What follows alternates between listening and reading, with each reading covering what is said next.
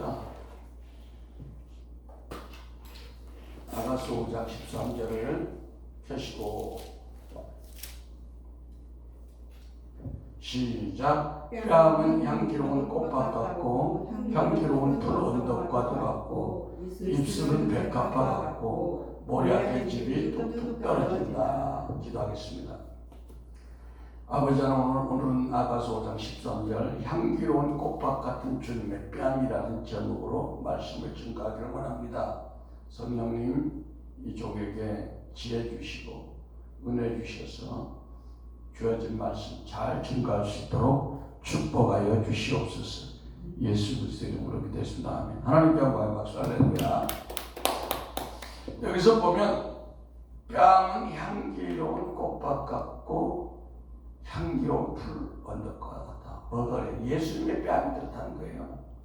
술람미가 솔로몬이 그렇다는 건데 사실은 예수님의 뺨이 그렇다는 거예요. 우리가 아가서에서 내 뺨은 너울 속에 있는 성령 한쪽 같고 그런 말씀 들었죠. 예. 여기서 내 뺨은 그때 뭐라고 우리가 배웠어요? 뺨은 성전이다. 그러니까 우리의 얼굴이 축소된 히브리 말로 이게 성전이라는 거야, 뺨이. 그러니까 너무 정확한 거예요. 그 사람의 얼굴을 보면 그 사람의 건강 상태, 영적인 상태, 돈이 있고 없고 상태, 기분 좋고 나쁘고의 상태가 싹 다 들어와요. 예. 그러니까 세상의 영으로 하는 관상가들은 세상의 영으로 그걸 봐요. 옛날에 그 삼성에 돌아가신 그 이병철 회장님은 회사 사원들을 뽑을 때 항상 그 100명 누구누구 관상가를 옆에 두고 뽑았다는 거예요. 틀림없다는 거예요. 근데 우리는 뭐야? 비둘기의 눈으로, 통찰력으로, 영적인 눈으로, 은사적인 눈으로 그걸 볼 수 있는 눈이 열리잖아요. 이 사람은 사기꾼 같다. 이 사람은 정직하지 못하다.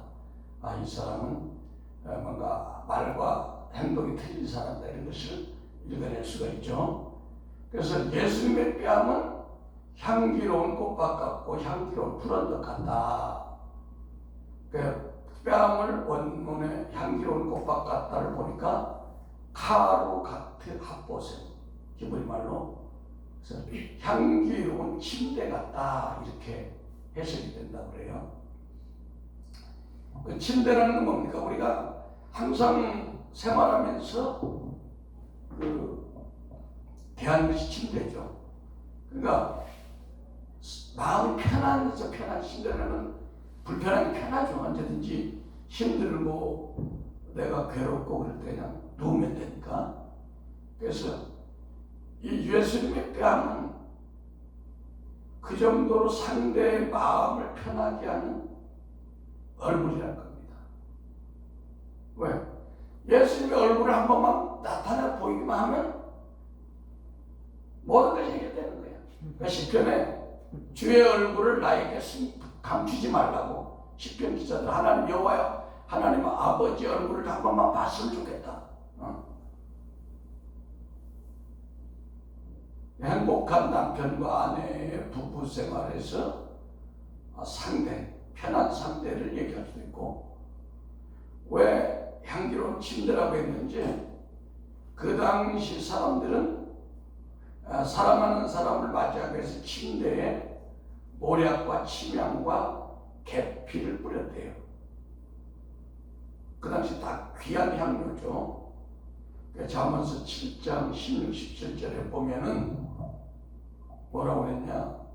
내 침상에는 화물류와 애굽의 문치에 있는 이불을 폈고 모략과 침향과 계피를 뿌렸다. 그래서 뺨이라는 것은 감정을 나타내는 기관인데요. 뺨이 말은 하지 않지만 그 뺨을 보면 모든 것이 나타날 수 있죠. 그래서 예수님의 뺨은 향기로운 꽃밭 같고 향기로운 풀 언덕 같아서 마치 요한이 사랑의 사도 요한이 예수님의 품에 항상 이렇게 누워 있었어. 그 뭐야? 예수님이 무서운 게 아니라 너무 사랑스러운 예수님이니까 그냥 기대해 있는 거야. 아기가 엄마 품에 있듯이. 아기가 엄마 품에 있듯이. 그러니까 주님께 나오는 감정, 영의 감각은 아주 다양하죠. 영의 향기와 감각 때문에 다채롭다고 볼 수 있어요. 왜냐하면 우리가 말씀을 묵상하면서 침묵 기도에 깊게 들어가면 그 사랑의 그 기름 부음이 얼마나 다양하고 향기로운가를 이거를 체험한 사람만이 알 수가 있는 거예요. 꽃 뭐 침묵 기도 깊이 들어갈 때 뭐 장미꽃이 향기가 난다 뭘 난다 이런 것이 아니라 그 다양한 기름 부음을 우리가 맛볼 수 있잖아요. 13절에 입술은 백합화 같고 모략집이 뚝뚝 떨어진다 그렇게 했는데 이 백합화라는 것은 어원이 뭐다? 기쁨. 그러니까 주님의 입술은 뭐야? 주님의 말씀은 우리에게 기쁨을 갖다 주는 거예요. 주님의 말씀은 우리에게 기쁨을 갖다 주는 거예요. 그러니까 말씀을 선포할 때 우리 막 기쁨이 자꾸 올라오는 거예요. 그런 뜻이야. 그 다음에 주님이 말씀할 때 모략의 즙이 뚝뚝뚝 떨어진다 이렇게 말씀했습니다. 주님의 입술에서 당시 값비싼 향품인 모략의 즙이 떨어진다는 것은 뭐 주님이 말씀할 때 모략즙이 입에 떨어져 그런 게 상징적인 거야. 모략이라는 것은 뭘 얘기하는 거예요? 자아의 죽음 십자가를 얘기하는 거잖아요. 예. 그러니까 주님이 말씀하면은 모든 것이 가능하다는 거예요. 성난 파도가 잠잠해지고 죽은 나사로가 살아나고 불순종하던 사람들이 순종의 사람이 되어지고 왜? 말씀에서 모략의 즙이 떨어지는 거예요. 그래서 그만큼 주님의 입술에서는 보배로운 진리가 선포된다. 이 땅에서 구약시대 때 입술에 진리를 선포한 사람이 누구야? 지혜가 막 뚝뚝 떨어졌던 사람. 열왕기상 4장 30절에 나오는 솔로몬이죠. 솔로몬의 지혜가 동양의 모든 사람의 지혜와 애굽의 모든 지혜보다 뛰어난지라. 저는 모든 사람보다 지혜로워서 에스라 사람 에단과 마올의 아들 헤만과 갈볼과 다르다에 보다 나음으로 그 이름이 사방 모든 나라에 들렸더라. 저가 잠언 3천을 말하였고 그 노래는 1,500이며 저가 또 초목을 논하되 레바논 백향목으로부터 담에 난 무수초까지 하고 저가 또 짐승과 새와 기어다니는 것과 물고기를 논한지라. 그러니까 뭐예요? 모략의 즙이 떨어진다는 것은 히브리 말로 나타푼데 이 말은 뭐야? 예언하다는 뜻이에요. 그러니까 여러분 입술에 모략의 기름이 떨어지면 어떻게 된다? 우리 입술에서 막 예언이 나오게 되죠. 예언적인 말씀이. 에스겔서 21장 2절에 인자의 너는 얼굴을 예루살렘으로 향하며 성소를 향하여 소리내어 이스라엘을 쳐서 예언하라. 에스겔의 입술에 막 모략의 즙이 뚝뚝뚝 떨어지는 거예요. 네, 모략은 십자가 고난을 상징하는 십자가도의 말씀으로 그 진리들을 우리가 순종하면 보배가 되는 거죠.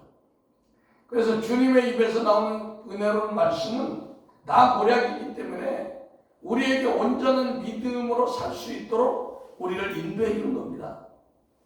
예. 그래서 로마서 10장 17절에 그러므로 믿음은 들으면서 나며 들음은 그리스도의 말씀으로 말미암았다.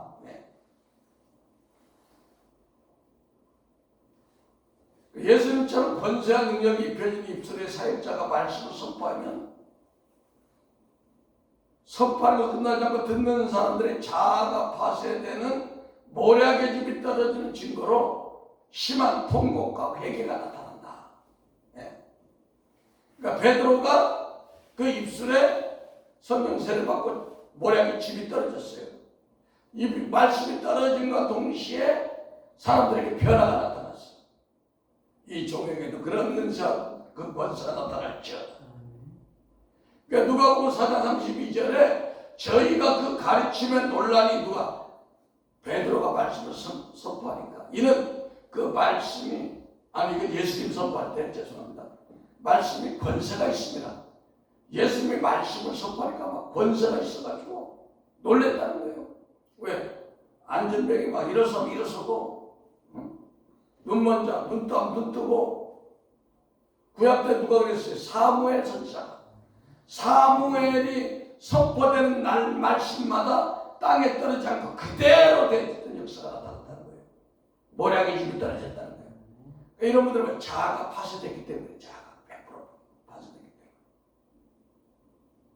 때문에. 베드로 사도도 입술에 자아 파쇄가 따르는 강력한 모략집이 떨어진 말씀이 선포되므로 하루에 3,000명씩 회개하고 예수님께 돌아오는 기적이 나타난다.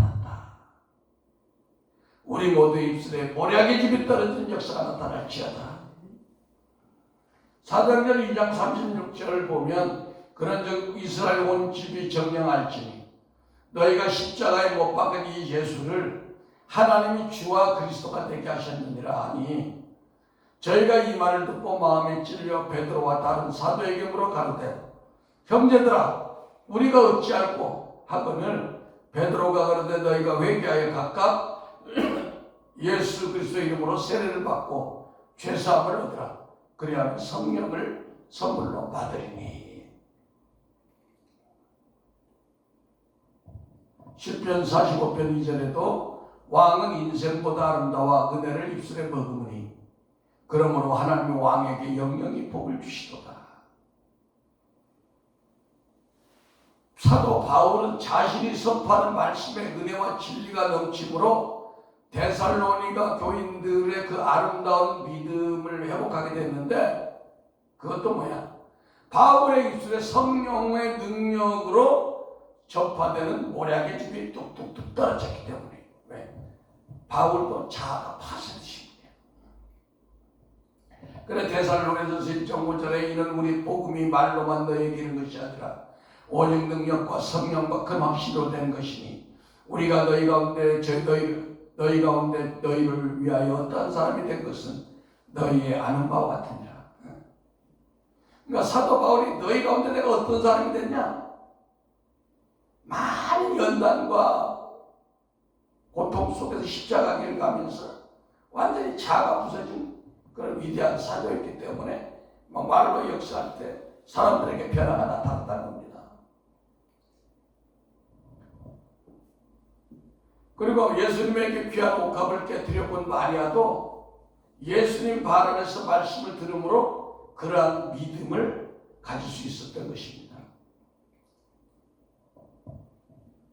그래서 다윗은 금곧 많은 정금보다 더 사모할 것이며 꿀과 송이꿀보다 더 달다. 시편 19편 10절에 이런 그 모략의 집이 떨어진 말씀에 대해서 언급을 했습니다.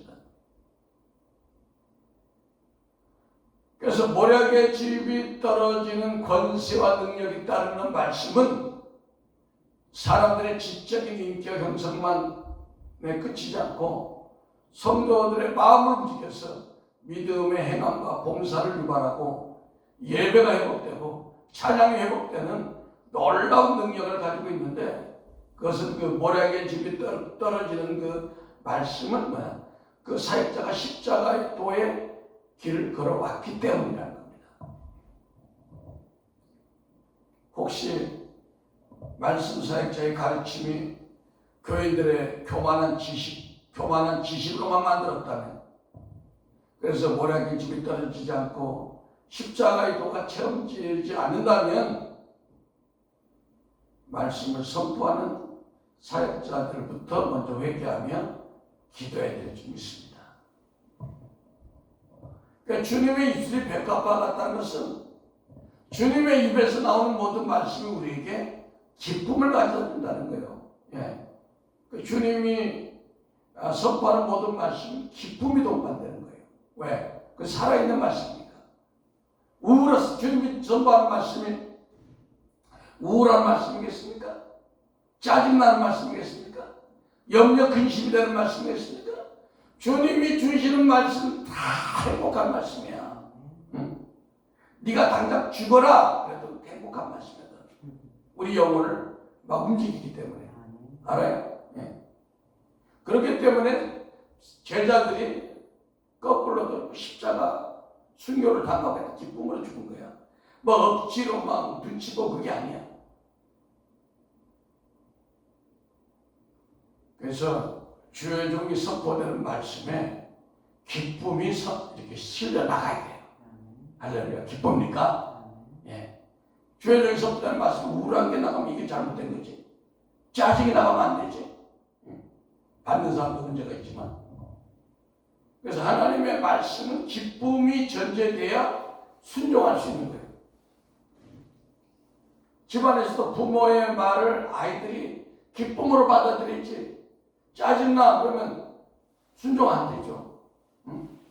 남편의 말을 아내가 기쁨으로 받아들이지 아내가 짜증나 그러면 순종이 안 되겠죠.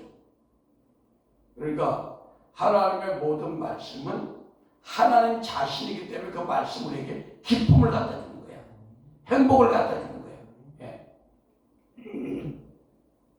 그래서 우리가 하나님의 사랑을 깨달았다면 우리는 모든 말씀을 억지가 아니라 눈치 보는 게 아니라 기쁨으로 순종해야 될 줄 믿습니다. 그러니까 순종하는 자들에게는 주님의 입술은 모략의 집이 돼서 뚝뚝 떨어지는데 모략의 집이 뚝뚝 떨어진다는 것은 주님의 입술에서 나온 모든 말씀으로 주님이 광야에서 시험 받을 때 말씀으로 사탄을 다 이겨버렸어요. 그리고 십자가에서 또 사탄을 박살냈어요. 그러니까 예수님의 말씀을 듣는 것만으로도 자아가 파쇄된다는 거예요. 그러니까 항상 기뻐하라 이 주님의 말씀을 평상시 저항하던 성도들로 하여금 잘 들어요. 항상 기뻐하라고 했는데 잘 기뻐 안 해요. 어떤 성도가. 그러면 그 속에 저항하는 영이 있어. 저항하는 영. 기쁨에 대해서 반대하는 영이 있다고 속에 있는 영이. 그 사람이 그런 게 아니야. 그 사람을 욕할 게 아니라 그 속에 그런 영이 있어. 아, 기쁨에 대해서 내가 반대해야지. 왜? 하나님이 하니까 나는 사탄이니까 못하게 해야지. 기뻐하지 못하게 했던 사탄이 이미 뭐야? 십자가에서 기뻐하지 못하게 했던 그 영이 심판을 받아서 심판받았단 말이에요. 그렇죠? 그러니까 순종하기로 성도들이 작정만 하면 이미 사탄이 십자가에서 기뻐하지 못하게 하는 그 영이 같이 거둬 죽어버렸어요. 그래서 우리가 이 사실을 안다면 항상 기뻐하라는 것이 순종이 되는 거예요. 왜?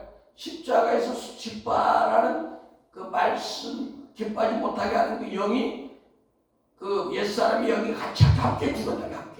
함께 죽었어. 그러니까 인정을 해야 돼. 그래서 내가 기뻐하지 못하게 하면 야 원수야. 너 알고 있냐? 로마서 6장 4절 아니야? 갈라디아 2장 20절 아니야? 나 기뻐하지 못하게 우울해가는 영 너 십자가에서 죽은 거야. 이 원수야. 어? 너 나하고 상관없는 거야. 너 나 꼬시지 마. 내가 네한테 끌려가는 게 좋을 게 뭐냐? 아니에요. 나는 기뻐하는 존재야. 나는 기뻐하는 존재. 왜? 십자가에서 죽었어. 말씀이 증거를 해. 난 네가 주는 악한 감정에 안 끌려다녀. 할렐루야. 그렇게 우리가 어찌 기뻐하지 않을 수 있겠습니까?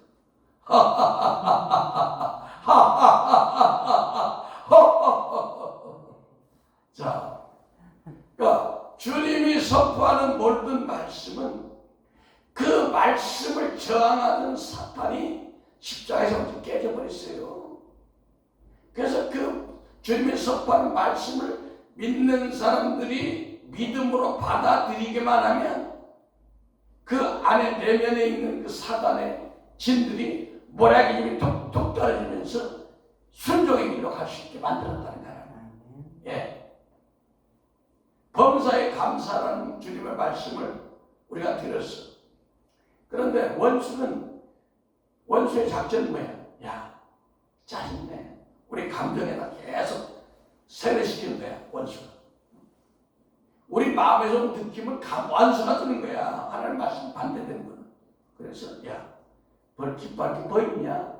예수 믿는다고 다리게 보이냐? 지금 안 믿는 자 사람들하고. 응?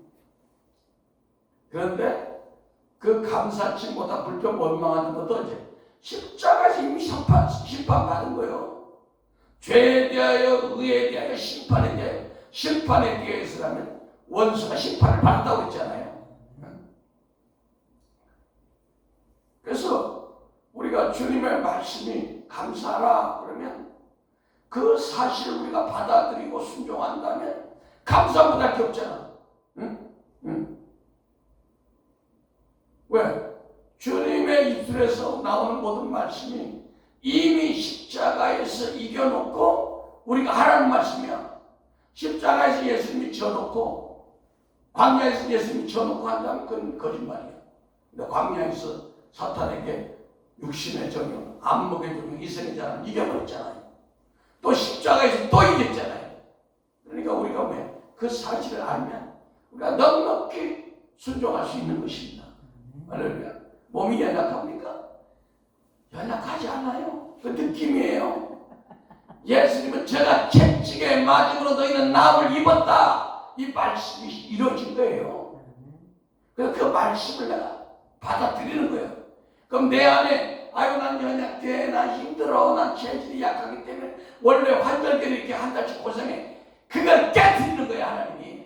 믿습니까? 예. 그럴 때 내 속에 있는 그 막 견고한 진이 무너지면서 모략의 집이 뚝뚝 떨어지면서 막 강건한 힘이 여호와를 앙망하는 자 새 힘을 얻으리니 독수리 날개 집을 얻으니 막 새 힘이 들어가는 거예요.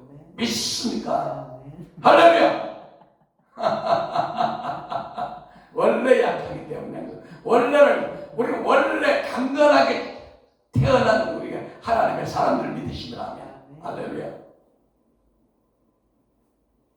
용서하는 그 하나님 말씀이 있잖아요. 70번씩 7번 용서하는. 근데 그 사단은 항상 우리에게 용서 못하게 여러 가지 구실을 만들어. 아유 그 인간 뭐 지가 뭐 아주 누구든 당해봐 그 인간한테. 그 인간 용서할 수 있나. 이런 갖가지 구실을 가지고 우리의 감정과 기억을 통해서 우리를 막 공격하는 거야. 응? 그러나 예수님이 뭐야? 십자가에서 뭐야? 주여 아버지여 저들을 용서하소서. 저들이 하는 짓을 저들이 알지 못하나이다. 용서 못한 모든 걸 십자가 예수님이 이겼다니까? 그 권한을 우리 갖다 쓰면 되는 거예요. 할렐루야. 갖다 쓰는 것도 못해. 통장에 돈이 있는데 천국 통장에 용서하는 아주 억만 가지가 막 돈이 막 쌓였어. 용서라고 돈이 쌓였어. 근데 믿음으로 입술에 쓰면 되는 거예요. 할렐루야. 응. 근데 사단은 감정과 생각을 가지고 안 돼. 용서 안 돼. 까불지 마라. 예수님이 돌아가실 때 그 참으로 찔르고 죽이는 사람까지 다 용서한다고 했어.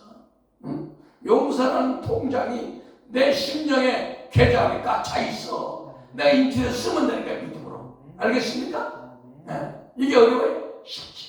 할렐루야. 자, 또 서로 사랑하라. 이런 말씀이 있잖아. 서로 사랑하라는데 원수가 딱 알지. 사랑 못하게.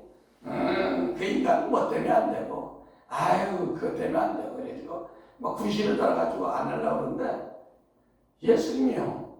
왜 십자가에 돌아가? 우리 인류를 사랑하기 때문에 돌아가셨어. 그렇잖아요. 그러니까 야 원수야. 예수님이 이미 십자가에서 내 심령의 통장에다가 사랑이나 10,000계좌를 뻗었거든. 그러니까 아버지 마라. 나는 사랑 덩어리야.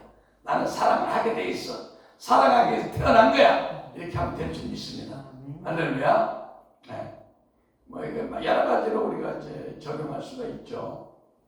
그러니까 주님의 입술에서 나온 모든 말씀은 이미 사탄을 이기고 심판했기 때문에 반드시 성취되는 거예요. 주님의 말씀이 불가능한 걸 성경에 쓰는 게 아니야. 응? 불가능한 걸 천사들만 해갈 수 그런 게 아니야. 사람이 아니야, 사람. 그래서 주님의 말씀은 꿀송이처럼 단 거예요, 사실. 내 속에 문버가 있기 때문에 그 말씀이 달지 않고 힘들게 느껴지지. 주님의 말씀이, 주님의 뺨은 백합화 같아, 백합화. 백합화는 뭐야? 기쁨이란 기쁨. 기쁨. 응? 여러분이 믿음의 단계가 어딘가를 한번 점검해 보려면 주님의 말씀이 선포될 때 아우 저거 쓰다 아니면 기쁘다 마음이 편하다 저 말씀이 불편하다 하면 뭔가 내 속에 버리지 못하는 육신의 생각, 육체의 일들이 있다는 겁니다. 왜? 육체의 일을 행하는 자는 하나님 나라를 유업으로 받지 못할 것이고, 예. 뭐 이걸 두 가지로 해석할 수가 있습니다. 극단적으로 육체의 일을 하면 천국 못 가. 그런 뜻보다는 하나님 나라를 유업으로 받지 못한다는 것은 이 땅에서 심령 천국이 깨지는 거예요. 그렇잖아요. 혈기 내는데 마음이 천국이 되겠습니까? 남을 미워하는데 천국이 되겠어요? 천국을 잃어버리는 거예요. 꼭 뭐 부얻는 거 가지고 해가지고 천국 가네 못 가네 그게 아니라 물론 뭐 혈기 내고 살인해도 회개하면 천국 가겠죠. 그런 문제가 아니라 내 심령이 바로 지옥이 되는 거야. 그러면 육체의 일을 행하는 자는 하나님 나라를 유업을 받지 못한다. 기분이 별로 안 좋으면 기분 좋게 하면 어떻게 돼? 육체의 일을 끊어버립니다. 끊어버리면 어떻게 끊어버려? 말씀으로. 그리스도 예수의 사람들은 육체와 함께 정과 욕심을 십자가에 못 박았느냐의 말씀을 끊어버리면 되지. 그렇게 행하면 되죠. 그러면 내 안에 적용을 일으키는 그 사탄이 모략에 직접 뚝뚝 떨어져서 없어지는 거예요. 만약에 아직도 세상을 너무너무 사랑하는 성도가 있어가지고 친구들이 전화 와서 야 무게야 밖으로 나와라 그러면 모임 갖자 거기 가가지고 막 수다 떨고 막 그런 것이 너무 좋은 사람들 1년에 한두 번이면 괜찮지만 막 수시로 그러면 여러 가지로 지장이 있겠죠. 가정생활도 그렇고 신앙생활도 그렇고. 그래서 야고보서 4장 4절에 간음하는 여자들이 세상과 벗된 것이 하나님의 원수임을 알지 못합니다. 여기서 간음은 세상과 너무 세상에 빠져 사는 것이 간음이라는 거예요. 그런 누구든지 세상과 벗지되고자 하는 자는 스스로 하나님과 원수가 되게 하는 것이다. 너무 세상에 빠져 사는 사람들은 이 말씀이 나오면 불편해.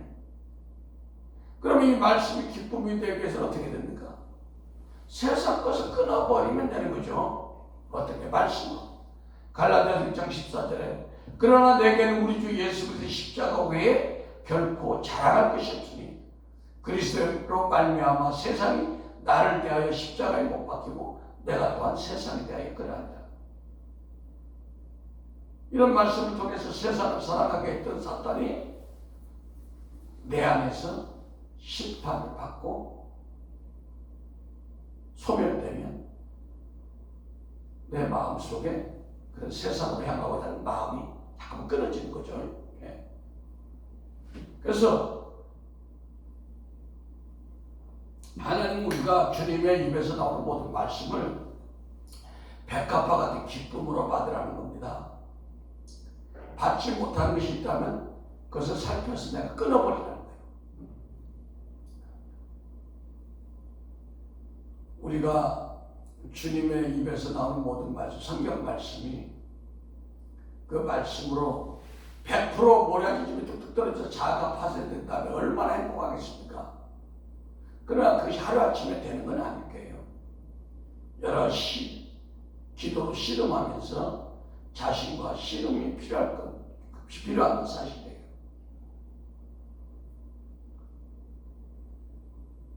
그러니까 주님의 모든 말씀이 이미 사탄 십자가에 이겼기 때문에 우리 내면에 들어오면 모략의 집이 떨어져서 우리가 승리할 걸 알기 때문에 신명기 구약 18장 13절에도 너는 내 하나님 여호와 앞에 완전하라. 우리가 하나님 앞에 어떻게 인간인데 완전할 수 있겠습니까? 그것은 뭐냐? 이미 하나님이 우리를 위해서 2000년의 십자가에서 이루어놓은 그 말씀을 붙잡고 또 나와 함께 승리하기 위해서 와 계신 성령님의 능력으로 우리가 이길 수 있다는 것입니다. 내 혼자 싸움이 아니야. 그런데 이 주님이 뺨이 한때는 이 땅에 오셔가지고 피조물로부터 수치와 경멸을 당했던 그런 주님의 뺨이었다는 겁니다. 그래서 우리의 사정을 안다는 거예요. 이사야 50장 6절에 나를 때리는 자들에게 내 등을 맡기며 나의 수염을 뽑는 자들에게 나의 뺨을 맡기며 수욕과 침뱉음을 피하려고 내 얼굴을 가리지 아니하였노라. 주님의 뺨을 맞고 수염을 뽑히고 수욕을 당했어요. 마태복음 20장 27장 38절에 그의 옷을 벗기고 홍포를 입히며 가시면류관을 엮어 그 머리에 씌우고 갈대를 그 오른손에 들이고 그 앞에서 무릎을 꿇고 희롱하여 가르되 유대인의 왕이여 평안할지다 하며 그에게 침 뱉고 갈대를 빼앗아 그 머리를 치더라. 갈대라는 게 우리나라 갈대 수준의 그런 가벼운 게 아니라 이스라엘의 갈대는 대나무처럼 굵다고 해요. 맞으면 아픈 거예요. 그런 수모를 닦은 거예요. 그래서 주님의 뺨은 풀밭 같고 꽃밭 같고 푸른떡 같고 이런 아름다운 얼굴이지만 원수들에게 뺨을 받고 침뱉음을 당하던 그 상처받은 그 주님이 왜 그렇게 했느냐? 우리 죄 많은 우리 인생들을 한없는 용서와 사랑으로 우리의 죄를 용서하시고 변함없이 사랑하기 위해서 그런 걸 당하신 거란 말이에요. 그래서 오늘 말씀을 정리하면 주님의 그 뺨은 우리를 위해서 십자가에서 모질게 고난을 당했는데 이제 그것이 하나님께 영광이 되겠어요. 우리가 주님의 뺨처럼 사람들을 위로하고 힘을 주고 생명을 주고 세워주고 하는 그런 그 뺨으로 변화되어야 된다는 것입니다. 얼굴만 화장만 잘해가지고 이쁘게 하는 것이 문제가 아니라 주님처럼 우리도 그렇게 회복되어야 되는 것을 말씀합니다. 기도하겠습니다. 사랑의 아버지 하나님 감사합니다. 주님의 사랑으로 이미 2000년 전에 우리의 죄과와 죄성을 담당하신 우리 주님을 찬양합니다. 우리의 삶에 아버지 주님의 뺨을 닮아가는 복된 삶으로 우리를 변화시켜 주시옵소서. 예수 그리스도 이름으로 기도했습니다.